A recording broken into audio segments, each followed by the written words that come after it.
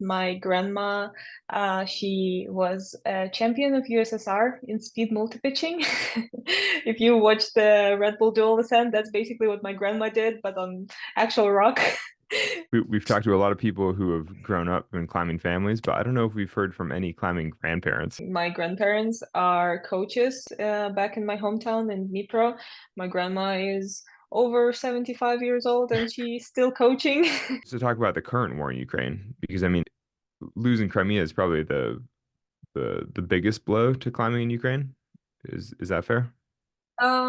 Yeah, it was until the full invasion started. This is Climbing Gold. Let's start with the basics. Can you just tell us who you are and what you do? Yeah. My name is Jenya Kazbekova. I am a professional competition climber from Ukraine. I come from a climbing family. My parents used to compete at World Cups and World Championships and do climbing professionally. But before that, my grandma, she was a champion of USSR in speed multipitching. If you watch the Red Bull Dual Ascent, that's basically what my grandma did, but on actual rock. And she was really good at it. Yeah, so that's kind of my family history with climbing. And I started climbing. I honestly do not remember myself not climbing because my parents had me very early. I just went and traveled everywhere with them for all the competitions and all of their rock climbing adventures. So I grew up in this community and doing climbing probably before I was able to walk. We've talked to a lot of people who have grown up in climbing families, but I don't know if we've heard from any climbing grandparents. Like I don't know anybody whose grandmother was a champion. I know, yeah, it's pretty special. Tell us a little bit more about the this background with your family growing up. I mean, so you don't really remember starting climbing, but through your whole life, I mean, are your parents still climbing? Is your family still, do you climb with your family? Yeah, so my family is still very much involved in climbing and around climbing. My grandparents are coaches of kids groups back in my hometown in Dnipro. My grandma is over 75 years old and she's still coaching and she's a really good coach. She has raised a few world champions. So and my parents are also still climbing. They are coaching my sister, my younger sister. She is 15 now, and she's entering the youth competitions on the world level. Yeah, and they are like our lives are just deeply intertwined with climbing. Uh, and I started at the age of 8. I came to my parents and I was like, I want to be like you. Your life looks amazing to me, and I just want to do whatever you do. And from that age, they started coaching me and mentoring and helping me attend all the competitions and do all the things that I need to become a professional climber. And then at the age of 11, I climbed my first 8A. At the age of 13, I climbed my first 8B plus. And at the time, it was like, oh wow, who is this kid? Like she has great potential. I got sponsors very early, which obviously helped my future career, but also put a lot of pressure on me as a teenager. So I struggled a little bit with that because also, I mean, teenage years are like turbulent by themselves, but also if your parents are your coaches, it makes it all more complicated. So I kind of struggled with that for a bit for like from 16 to 19. I really struggled to understand if I'm following my dreams or if I'm kind of just doing whatever my parents want me to do. And I had to take a step back at the age of 19 and be like, oh, is this something that I want to do or not? And yeah, since I'm still doing it, I figured out for myself that this is exactly what I want to be doing and that I'm passionate about and I love. So ever since I think 20, I felt like I'm on the right path and climbing is something that I want to keep doing for the rest of my life. Did you have to take a break from your parents as coaches? Yeah, practically at the age of 16, I was like, you know what? I actually need my parents more than I need coaches. Can you just be my parents? And thank God my parents have always been very respectful and very supportive of me, and they've never really interfered with my choices. So whenever I said that, they were like, "Yeah, of course, like you do you. We are here for you, whatever you need." So they took a step back from coaching, and I was kind of like tried to figure it out by myself, was trying to self-coach, I guess.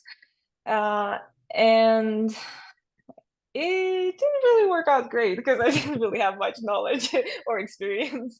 Um, at the age of like 20, my parents kind of re-entered the coaching, but more in a advice kind of way. They would help me out with their knowledge and their experience. They would give me advice if I ask for it. But only 2 years ago, I found myself a coach that is not my family member and that I've been working with ever since. And I found him because I have realized that I want to qualify and perform well at the Olympic Games in Paris. And for me to do that, I need more support. I need someone else to help me get there. Can you just help us understand what the climbing scene is like where you grew up in Ukraine? Like when you talk about Um, your parents and your grandparents sending, sort of like what's the broader community like? yeah, so Ukraine has a very big mountaineering community, and that comes from USSR and how in USSR the community in general of mountaineering and climbing was very tight. Are there big Um, mountains in Ukraine? there are no big mountains. Our biggest mountain is 2,800 meters in the west of Ukraine. So Um, that's a legitimately small mountain in the it's grand like scheme of it, mountains. yes, Yeah. exactly. No, Yeah. whenever our alpinists would like go somewhere, they would have to travel far and do expeditions. But then we always had access to Crimea, and Crimea has amazing rock climbing, different types of rocks, a lot of different crags. So that's kind of where I grew up, and that's the biggest part of the climbing community. That's what united us all and made us all fall in love with climbing, really, because I grew up on those rocks. All of my like first achievements were on those rocks, and that comes for generations because my grandma had the same experience and my parents who met in Crimea also. And your Um, parents had a climbing hostel or something, or like a business in yeah, Crimea? yeah, they have a hostel and a outdoor shop. And they still do? So now it's way more complicated. We do not have access to it, Yeah, and because it's it was all, annexed by Russia. yeah, it's all in the unknown. We haven't been there for years now, and we have a person that is taking care of it at there right now, but really we don't know what's gonna happen with it. Explain that actually for listeners who may not know what happened in Crimea. Yeah, so Crimea is a Ukrainian territory that was annexed by Russia in 2014. Basically, Russia came with their army and guns and said, "Oh, okay, let's now vote if you want to be Russia," with the soldiers standing on the streets. And for 8 years, it was an occupied territory that wasn't recognized by Ukraine that it was Russia, and it wasn't recognized by the rest of the world. Well, Russia didn't really care. Yeah. And Yeah. so that's the position it's in now. It's still just an unrecognized territory claimed by Russia. Yeah. Yep. So talk about the current war in Ukraine, because I mean annexing Crimea, I mean maybe for the climbing community, losing Crimea is probably the biggest blow to climbing in Ukraine. Is that fair? Yeah, it was until the full invasion started. Obviously, whenever the full invasion started, things escalated quickly. And right now, I mean, Kharkiv, that is on the border with Russia, that had lots of different climbing gyms, is basically non-existent. They're wiping it off the world, off the face of the world, and it's devastating to see, like how much it affects the not only sport climbing infrastructure, but like any sport infrastructure that we've had.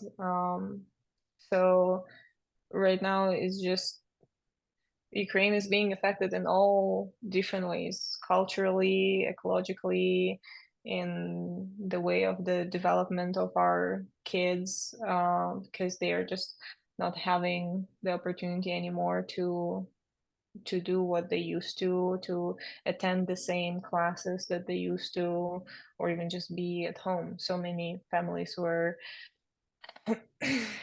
had to leave Ukraine or had to leave certain cities to be in safety. So it definitely mm, still is affecting everyone a lot. Where's your family at now? Like, is your dad still back in Ukraine? Are your grandparents still there? Like, We are pretty scattered. So my grandparents are back in Ukraine, in my hometown with my cat.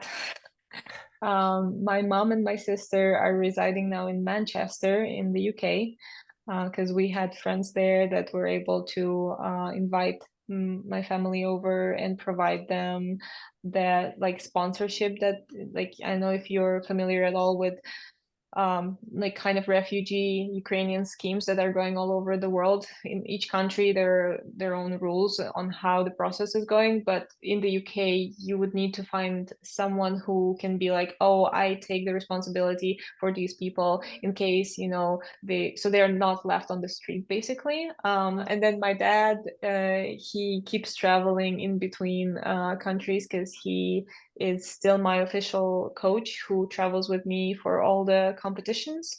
you've been at the training center, and just like, what's it been? Has it been nice to be around other athletes to sort of have that community? Like, how often are you showing up at the training center right now? It's Thank you for asking. I actually uh I feel really grateful and privileged to be able to train here in Salt Lake City. The USA Climbing Federation has been really welcoming and really nice, and I've been able to train at the training center with the team.